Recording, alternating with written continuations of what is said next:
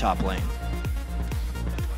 Thresh banned away for Bunny Fufuu. It's interesting because Krepo's Thresh is really good, but EG doesn't want to be forced into first picking it.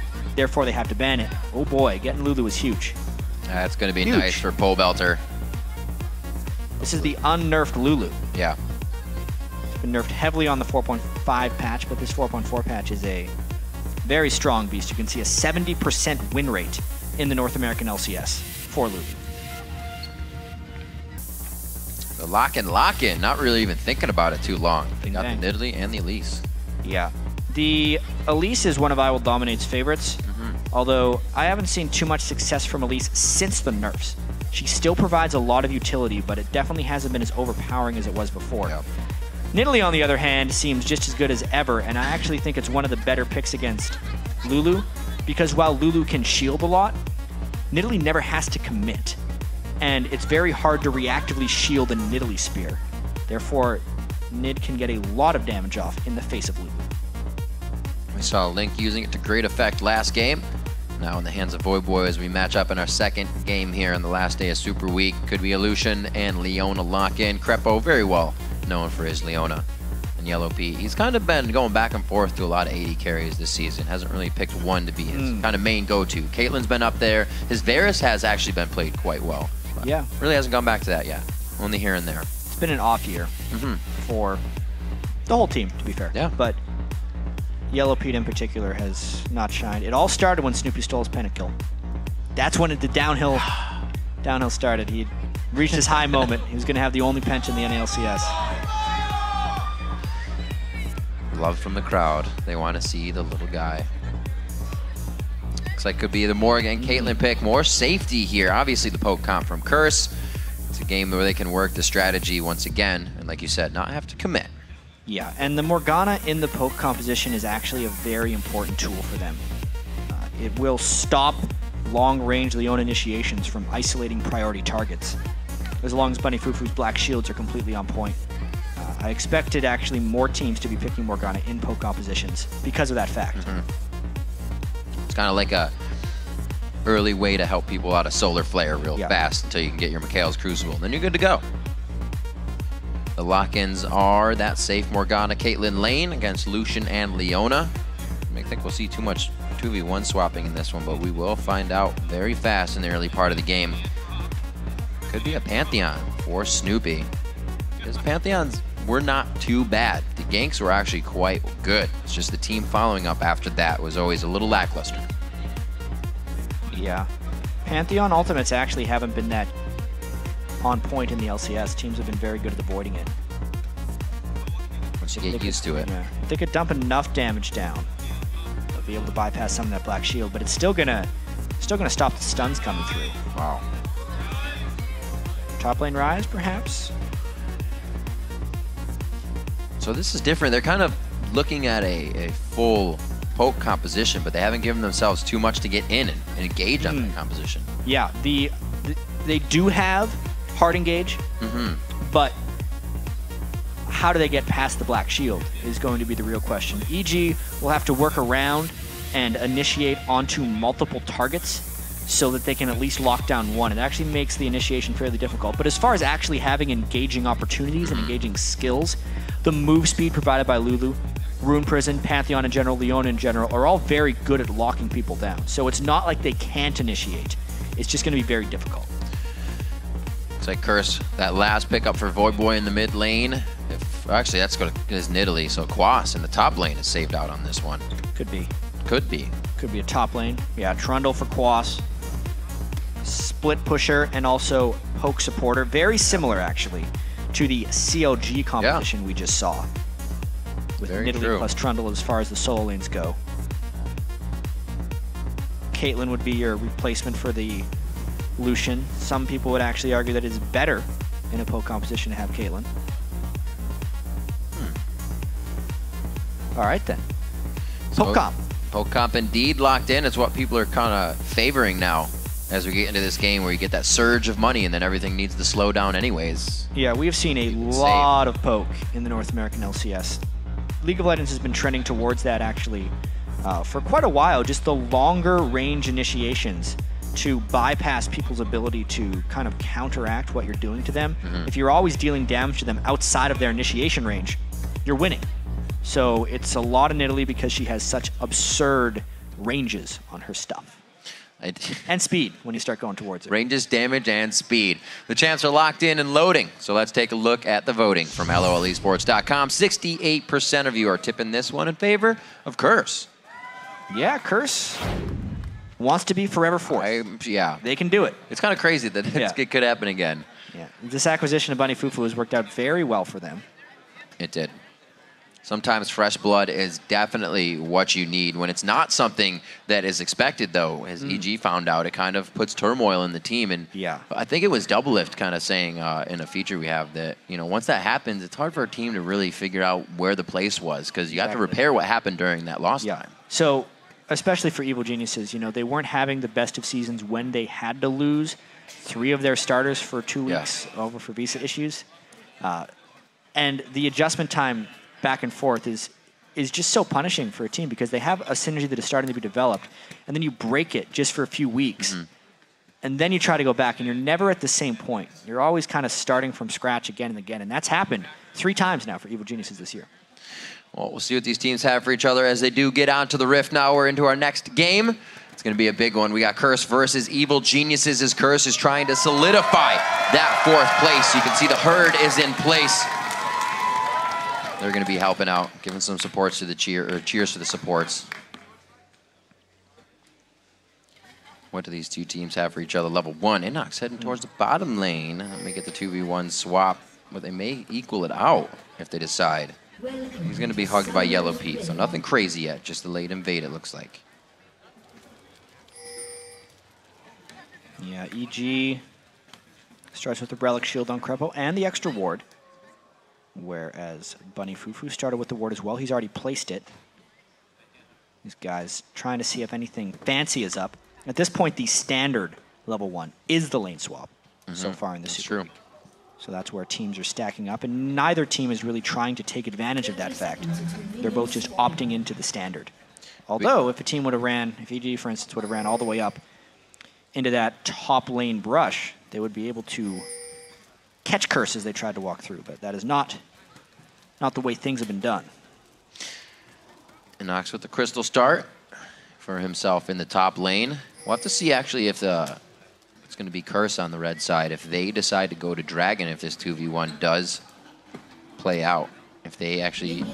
We're watching that CLG game and not warming themselves up, getting ready for it. CLG got both top turrets and then pushed over to Dragon. And they were able to take that for themselves. After a while, it was just really the map control it gave. Dragon didn't go down for the next few minutes after that, but the game being controlled after the 2v1 was different. And we'll have to see if Curse will be able to do that against Evil Geniuses. The invades begin, and so does the game. Evil Genius is doing something a little interesting, actually. You can see Snoopeh is at his own red buff, but Krepo and YellowPete were actually just trying to stop the blue, and then they didn't take it themselves. So I imagine that'll just tell him where the start is, and Snoopeh will be able to go up and take that blue buff himself. They definitely still put priority on Cops level 2. Bunny Fufuu is going to help Quas get a little bit of movement through the jungle on that white, since he does do quite a bit of damage early. It's just the ordering of the jungle starts is backwards here. Dominate decided to start in the enemy buff, and then go to his safe one, whereas Snoopeh has done the opposite. Will not make much of an impact in the long run, though. Quas teleports actually to his 2nd tier in the bottom lane to get himself in to stop He's going to try and harass Snoopeh here. Snoopeh doesn't necessarily have smite up right now, so he's got to wait a little while. And he's actually going to require support help to safely secure this one. Yeah, Quas is already starting to back off, but the team gets a ping on it. They're letting Krepo know where he is and if they want to put more pressure onto it. A good push in the bottom lane by YellowPete. We get the teleport there from InnoX as we do have Dominate approaching top lane. This means it's a 4-man push, not the 3-man push. Quas has already burned his teleport, so EG has the potential to push this much faster. This was that 4-man push you were talking about in the Challenger series where they went all the way to the inhibitor turret. Not being on the top lane is going to give them that speed and damage on the turret. Good pressure from Pobelter in the mid lane, so Voyboy really has nowhere to go either. He's pushed up against the turret. EG making some good moves here. Turret way faster than the top. 4 level 2s pushing that lane. If Curse does not respond to this, it could actually end up in an inhibitor turret for EG. So Curse has got to make up their mind what they want to do here. They might just have to take the one turret defeat and cut their losses once they get that turret, get back to base. But we'll see what they decide to do, whether it's continue pushing or go back to base. Quas's teleport to that second tier turret's going to slow him down getting to that position. He does have to back all the way, and it looks like this turret's about down to half HP as they're getting good damage on it. Still 4 of them whacking away. Nothing's going to happen, and no rotation from Curse because it can't. I mean, I really feel like unless Curse sends a second defender, EG could continue this push, but they actually are waiting for the minions, slowing this push down just a little bit. They want to get a big minion stack if they're going to take their run at the inhibitor turret. Curse pushing pretty quick. Top lane gets a siege, gonna stop him for a little bit, but bottom lane is gonna have that siege coming up. If EG doesn't get it on this wave, it will be the next one easily up to that inhibitor turret as well. Mid lane, like I was just talking about, a little bit of the CS there to make sure we know what's going on in the island, since top and bottom are the focus right now. Yeah, EG decides not to push quickly despite having 4 people in the lane, and it ends up being an even trade. Now it's just all about the counter rotations from Curse. I feel like EG didn't take as big an advantage of that 4-man stack as they could have. Even so, they end up just trading. Standard start. Pobelter has to be pretty careful in that situation.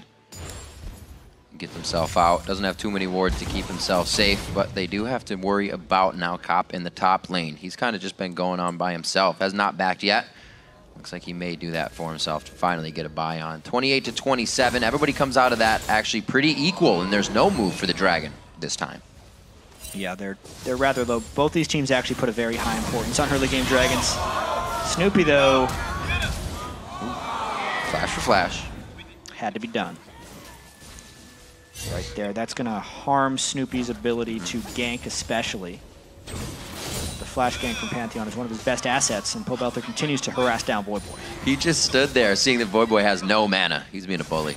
Something really key is even though blue buffs have been taken by both sides, neither of the blue buff camps have been cleared, which means this Nidalee Lulu matchup, 2 of the most blue-reliant mid laners, are going to be substantially delayed on their access to blue buff. Dominate just cleared his blue. That means it'll be up at around 11 minutes, and EG is still not cleared their small golems. Going to be rough. Snoopeh's been spending a lot of time in the other half of the jungle, so he's really had nothing to get over there and tell him that that needs to be cleared. 6 minutes in, InnoX returns to the top lane. His teleport is down right now, so he's going to be just staying up there trying to farm it out. Dragon may have to be the long walk for these top laners. Not for Quas, though, actually. Check out the little guy. Finally, got it down. 11:30. Yeah. That's when that blue's going to be up again. We'll see if that affects any of the siege pressure that could happen in these lanes. I'm going to say Dominate not back, and just yet the Zenith Blade pulls him out of range for the Cocoon. To safety, but then a little bit of trouble. They're all right in the outcome. Took a fair bit of damage from that. Yeah. Unfortunately. Lane's still just trying to shove. AD carries matching each other. Cop does get Zenith, though. Oh, there's the slow. 1-2 after the other. Cop has barrier, Cop has flash. One is used to get himself out safely. In the top lane, we're going to see a little bit of pressure onto Quas, or onto InnoX, rather. Well, that's Voyboy. God. The Nidalee, not InnoX, it's Voyboy. Nidalee's being everywhere. Pobelter actually going for a kill. Uh-oh! Sticky situation for him. He gets himself behind the turret. The Ardent Blaze trying to peel him off, but he can only do auto attack damage after that. Maybe picking himself up a kill, but he could put himself in the death spot. Oh, he does put himself in that spot to die. One more shot. The auto attack. No more caster minions. Throwing him out. There's the Dark Binding. Oh, the auto attack. He miscalculated the damage from the Morgana auto. He did not think that would cause him to have to barrier. Well, at least he still has barrier, but he falls. Uncalculated, if you will. That was one of the not calculated moves. 2-2 now in kills, as kind of getting the ones just on the edge. Quas is doing what he can to farm out these minions and stop them from hitting up his turret. Finally turns on to Krepo there to get them off with a bit of damage and harass. He's doing fine in the top lane for 3 resource being put up here by EG, and their mid's being pushed. Yeah, Quas and Rise both trying to get the farm on. We've got to take a look at what happened in this top lane, however. Just a big dive onto Voyboy, obliterated him while that action was happening in the mid lane. Nice kill on Nidalee, but the respawn happened. It's Dragon for Curse. Meanwhile, in the top lane. Meanwhile, in the top lane, Quas is going very hard without enough vision in the brush. Goes ahead and quickly uses Subjugate to get himself out safely with a bit more. Curse takes down Dragon. Very nice there at 8:30 into the game. About a 14-minute Dragon with no knowledge over to EG on that. Well, no, they had a ward in there. Yeah, they were also completely out of mana in the top lane, which is why that kill wasn't able to wield any benefits for EG. Nice. Pobelter with the nice geometry work. All that high school paying off. Still, wow. InnoX comes back with mana, but Snoopeh still has none, so the lockdown is fleeting. They're getting a lot of kills here. Finally getting damage on the turret. So they can keep their focus on the right thing. Quas is trying to distract while soak up experience. Just letting the rest of the team know what's going down. Snoopeh still not level 6 yet. A little late on the ultimates for him, but now they'll be able to put them into action.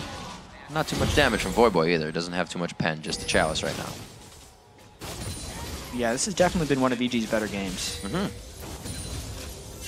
They've been able to stay very close in gold in the early game, and when they've been able to do this in the past, they've actually won a lot of games early on in the season. That's how they got most of their 6 wins. So a very, very promising start. Right. Knowing that InnoX has his Rise items ready to go and start stacking up. Of course, Rod of Ages will be the next thing he wants to complete. They have Lulu, 70% win rate in the North American LCS. Often banned in the hands of their best player, I feel like, in Pobelter. But a pause coming in. A quick mouse issue for Voyboy. We're going to get fixed up. Also, the first back, WillowPete down about 14, or yeah, WillowPete. YellowPete, just looking at Lucian, is down about 14 CS right now. But he picked up the BF sword first, knowing that obviously the passive auto attack's doing damage. The Zerkri is over to Caitlyn. So if they're to match up in a fight, he's still going to have good damage coming out of those caster abilities instead of just the Zerkri auto attacks. Exactly. In this type of game, Caitlyn's most likely going for the Bloodthirster Last Whisper build. Very heavy on the long-range poke and lane shoving. Maybe a static shiv if they wanted lane shoving faster, but I think it's more about the extended sieges. Right. Also, this should be a very quick pause. And unfortunately, he went back and bought a BF sword. So now they both have one. And it's even. Even Steven. So in this 14.3 to 13.9, not too much of a discrepancy in the gold there. We saw Curse going for a dragon as they were also kind of formulating towards the top lane and trying to keep everybody alive. And that's where EG's had most of their pressure. Still no Pantheon ganks to come in just yet. We've seen Snoopeh hugging a lot of the 2v1 lanes and then just now the 2v lanes themselves to get a turret pushed. Yeah, and there's that 4-man stack right there. EG really prioritizing turrets. Curse getting pushed around a little bit. Not the greatest wave clear. So that's where their main vulnerability lies. EG trying to take advantage of it. One shout out to YellowPete. Completely safe though. I'd be very happy if Krepo had that solar flare right now. Definitely have a bit more safety to be pushing onto these turrets. As well, Snoopeh will be just on the edge of that quasi-global ultimate of the Grand Skyfall. Returning to bottom lane to clear out Voyboy split push. Quas is going to do some work in the top as well. Curse is controlling all the lanes right now. Here comes the ultimate from Pantheon. Let's see who the Black Shield decides to protect. And we hear Snoopeh in the background screaming out mid, and it's gonna be Cobb that goes down first. Very nice teleports into the fight as well. EG is just dropping from the sky everywhere. They come out very big with 2 kills on this. Real big kills for EG right there. The Pantheon ultimate came down just right. They caught multiple people in the same threat zone. So therefore the Black Shield was ineffective at protecting Curse. They get 2 kills and a powerful push down this mid lane. That is going to be a turret going down. EG finally opens up the map a bit for themselves with a 3rd turret, the outer turret I should say, going down. Now the inside wards to be placed. It looks like EG is just going to start trying to take everything they can. Right here, let's take another quick look at this one. Pantheon goes up, comes back down. But the big thing is InnoX already had Cop locked down there. They blew through the Black Shield so quickly that it effectively didn't matter. And then they could just chase down Pobelter. Pixes him to death. Just when you think you're safe, Lulu comes out of the brush. Turret goes down. Curse answers a little bit back onto that. And now only 200 gold separate these teams. Curse is trying to do exactly what EG just did, and they're going to succeed. Yeah. Very nice movement. I actually feel like EG overcommitted for the blue buff steal there. Because it left their mid turret and their own blue buff. Yeah. Vulnerable. Means Curse can just go shot for shot, react perfectly to what EG does, and basically make that Pantheon ult not have that big of an impact overall. Shows you the value of rotations. Yeah. With that teleport down and the Grand Skyfall, definitely a window that Curse has to work with where they don't have to worry about too much. But every time that's up, EG has a chance to get themselves further ahead in this game. Now 100 gold, 4-2 and 4-3 in turrets with Dragon 2 minutes away. Snoopeh would love to drop down on that fight if he could. Just getting everybody to clear the lanes. Nobody looks like they're fighting right now. All the power's off, just pushing. Yeah. Power's also up, charging away. Quas wants to finish his Blade of the Ruined King. I wonder if he's going to stick with the Bilgewater because it still kind of serves its purpose of sustain and get tankier first. Giant's Belt is incredibly good on Trundle because of his ability to steal tank resistances. That would probably be the smart choice for Curse since they don't have a tank per se, and despite being a poke comp, will probably end up having to teamfight for some of these dragons. Looking around as well, EG really wants that Rod of Ages being completed on InnoX, so he can get powerful as soon as possible, really. Some of the latest ones, not latest, but of late, we've seen them finished around 12 or 13 minutes, so with a 10-minute charge. True. They're around 24, 25 minutes, fully powered up, ready to go. That tier stacking as well, he's going to have a good amount of damage coming on the backside. Also to follow through with these team fights. His tier is currently at 270 out of 750, so Rise is mostly on schedule. Athene's Unholy Grail for Pobelter is, I would say, better on Lulu than it is comparably on Nidalee. Just because with the blue buff, Help Picks means 2 Glitter Lances. And that is massive. Especially in just breaking Black Shields at this point, because Bunny Fufuu obviously maxes Dark Binding on Morgana, as everyone does. But Black Shield, even with his ability power, shields 100 magic damage. Once they can get 100 magic damage down, all the crowd control of Leona and Rise and the slows from Lulu and Pantheon all work again.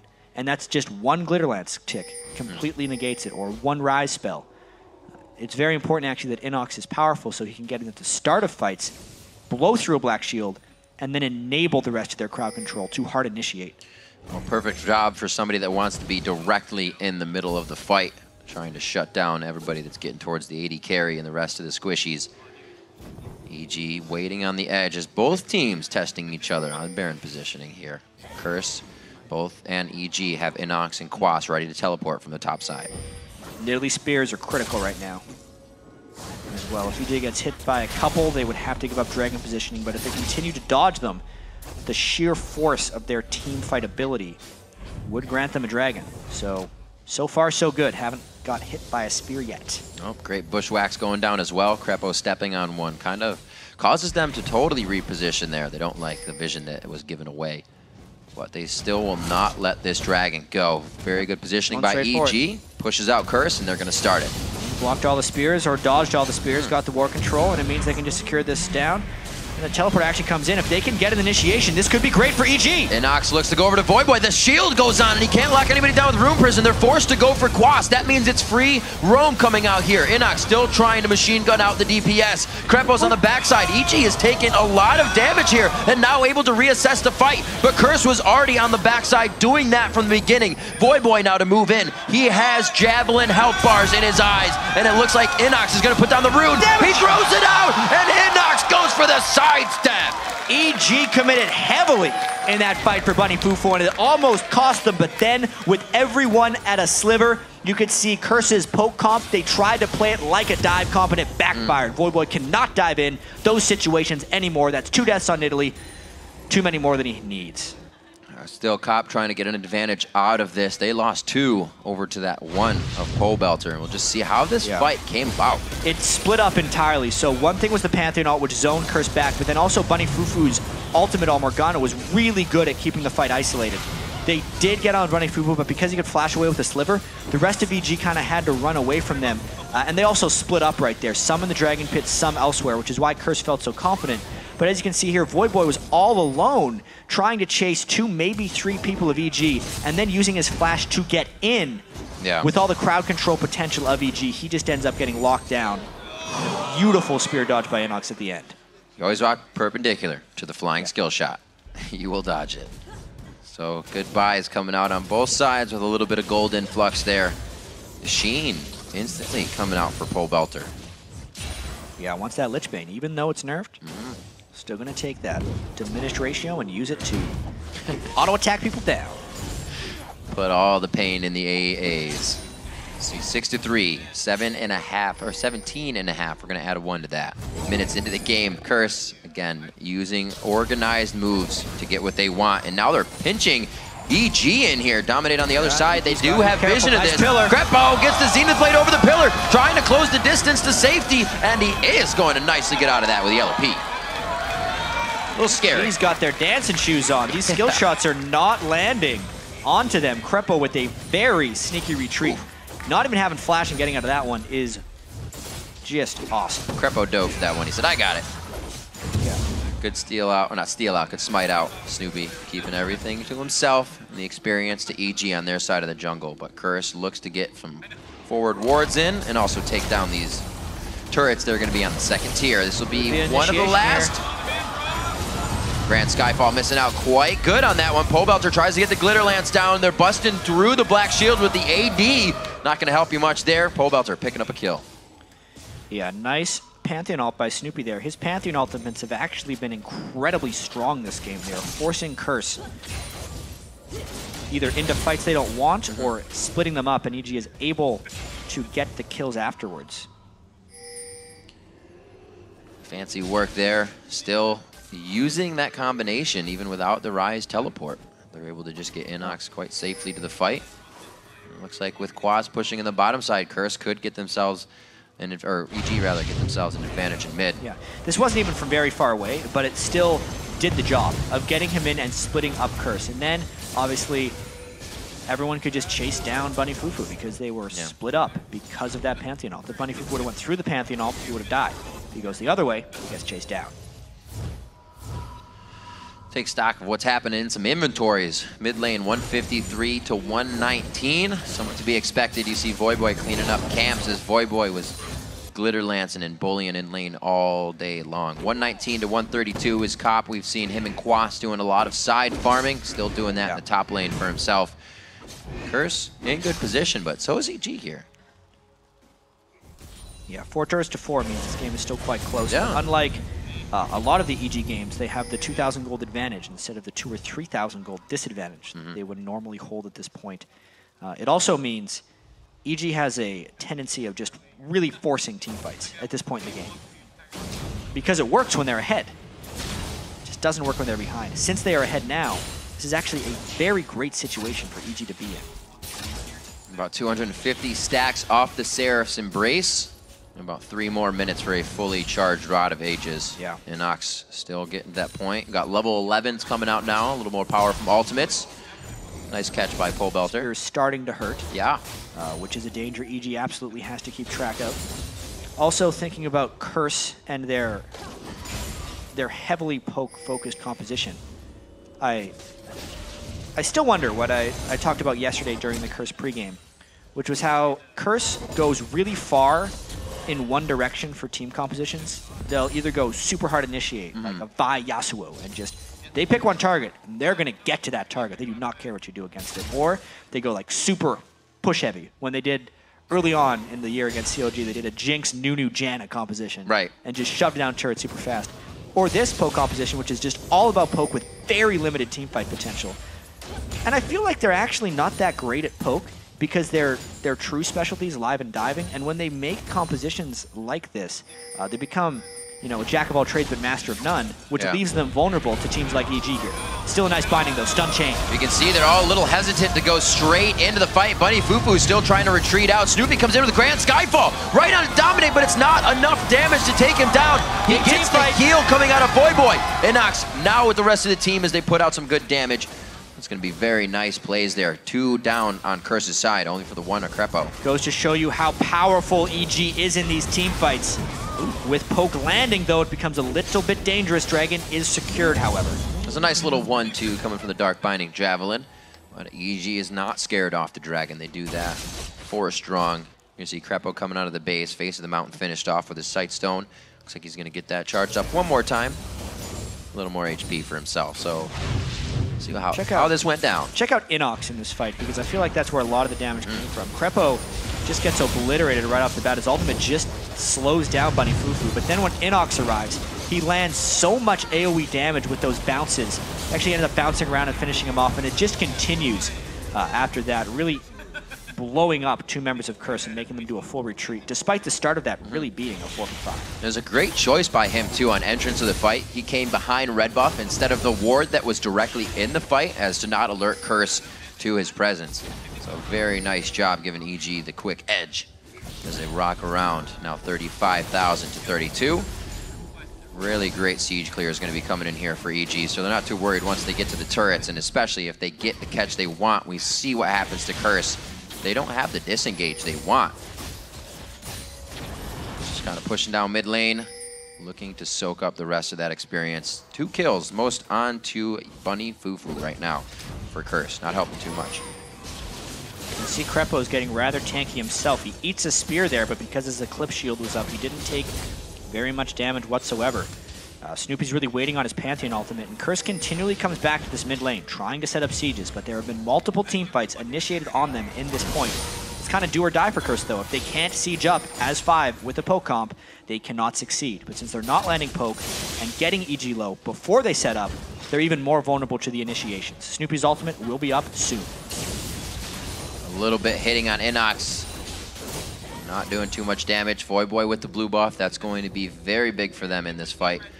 He can keep throwing out the spears and keep the distance on. We see actually Cop's build going for the static shiv, so if the poke comp does need to stay mid, they can get pushed wherever they want. He's a little far ahead this time. Let's see if they can make it. Skyfall's gonna land. All they have is Quas. Subjugate goes down, but Wild Growth onto him will pop him up. He denies vision, gets on the other side of the wall. What is EG's next focus? Curse with some pretty good disengage this time, but is it gonna be enough? Daybreak hits Voyboy as he goes for the leap. It's gonna be the lockdown once again, and the EG follow-up is good enough. The chase is sufficient for EG right there. Curse could not disengage enough because the Lulu and all the rest of them are relentless. Tons of move speed coming out for EG. Another successful initiation.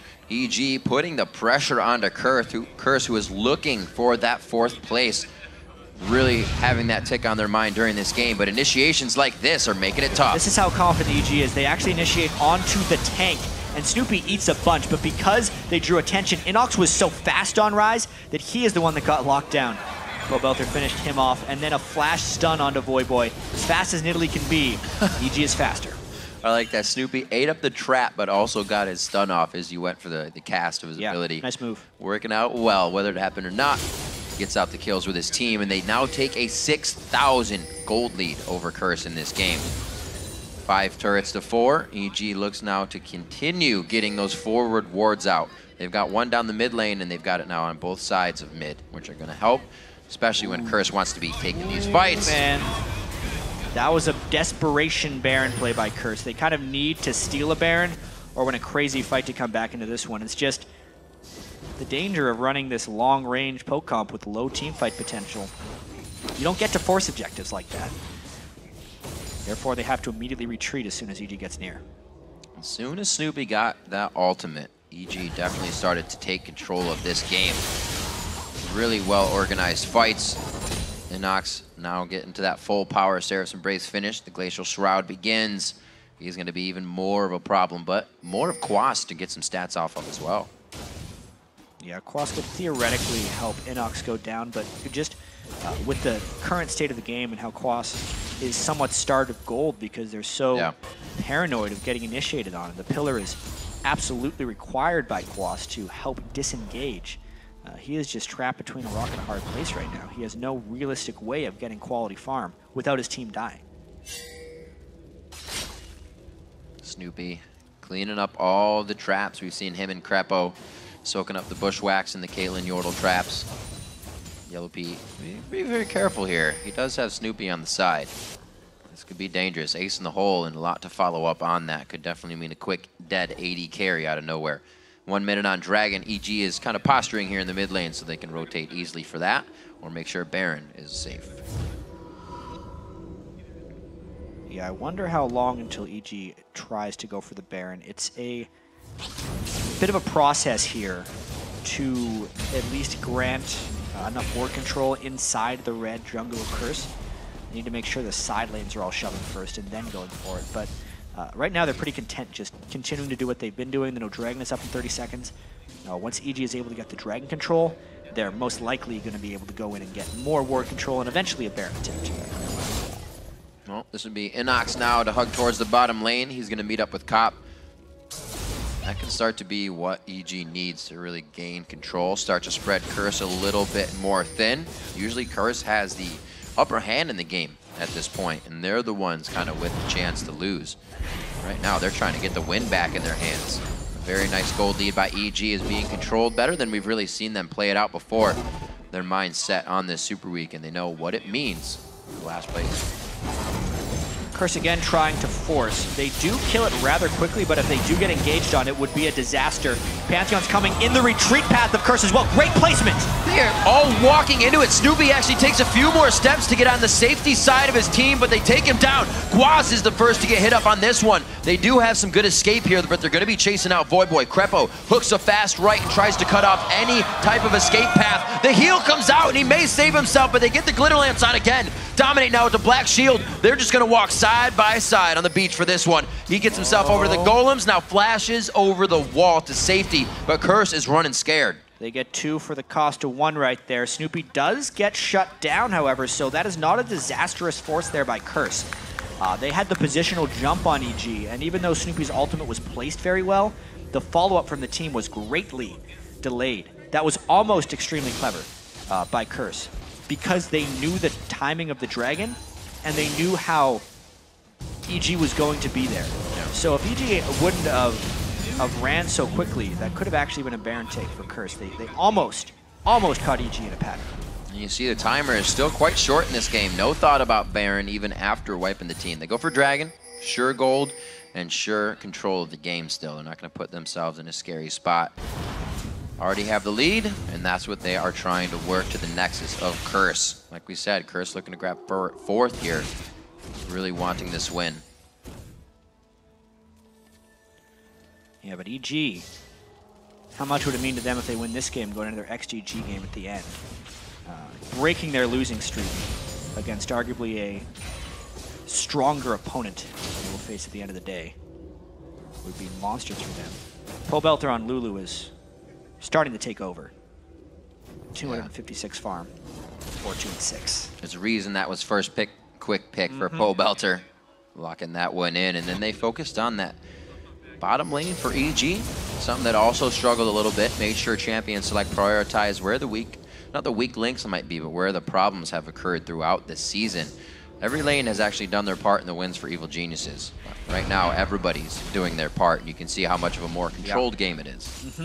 They play very well with the lead. We've known this for a while. It's just they haven't been able to get leads for themselves, which is why the team's current patterns of all lane swapping at the start of the game really benefit EG. Yeah.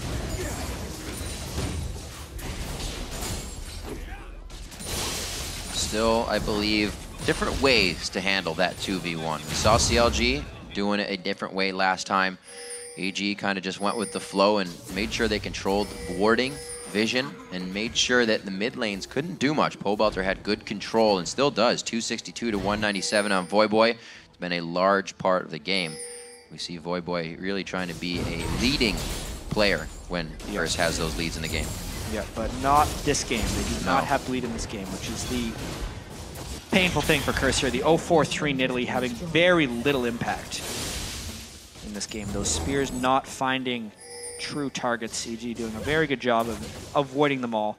And now we're at that point where they are getting vision control around the Baron and might look to set up more. Look for them to get a few more rotations on their sweepers, and then eventually maybe even just catch Curse trying to check rather than force it. And because they know how well Dominate steals Baron. And is this what almost has to happen? Because how hard is it going to be for them to push into an inhibitor turret with the poke comp? Not extremely hard, actually, but now they're trying to catch Curse checking as they see a ward and some people. YellowPete throws himself right into the fire. He knows he's on the good side. What a side strafe there to get the culling over the wall. It's going to be another one going down. Cop is dead. They now have eyes focused on Voyboy. He cannot leave the safety. Locked down and taken down. 3 kills. Pobelter's going for Dominate. He gets cocooned, but it's not going to be enough. He doesn't even need to shield himself as he whimsies back to life and back to Baron. Quas going to do what he can, but they're only really going to get some CS out of this in the lane pushed for the final hit. Just a disastrous attempt of checking Baron vision right there for Curse. EG with their initiation, a great flank amongst all this. Watch Quas flash in and steal with a Q. Is he even going to try for it? The one true damage of Pillar. Do it. That's going to be a lot. Oh, they want him right off the bat. He cannot get close enough. Actually uses flash and everything to get out. Teleports down as he was getting back into the game with that one. So we'll see Baron now going over to EG. They definitely played it right. They waited their time. They got the vision. And the surrender. They got the right surrender there. out of Curse. 32 minutes into the game. Evil Genius is putting up a great fight for the win. Interestingly enough, this is only the second game all year where a team wins without an inhibitor falling. The other one was an EG loss to TSM, so a very decisive victory there by EG, controlling the vision, showing vast superiority in teamfight comps. It's the start of something good maybe for Evil Geniuses. They need to carry this momentum through to the final game of the day. You know, I asked you how much they were going to be able to gap close. And they waited. They waited very patiently until Snoopeh finally got that ultimate, and then it was just one after the other. Snoopeh and InnoX teleporting in to make the fight a little bit worse than first thought it was. Just really good champion select for Evil Geniuses there. InnoX's rise was incredibly potent. I don't know if the team composition could have worked without Lulu, because it really gave them that extra speed to make it into the team fights and shut down the poke comp. But that is kind of like the EG we saw in the promotion tournament that had everyone so hyped for playing against them. Like it's a strange transition when EG comes into this, because they had looked so bad, to be completely blunt about it. But even they turned it around, especially against a Curse team who was looking really good yesterday. Goes to show you the difference that can happen between day to day.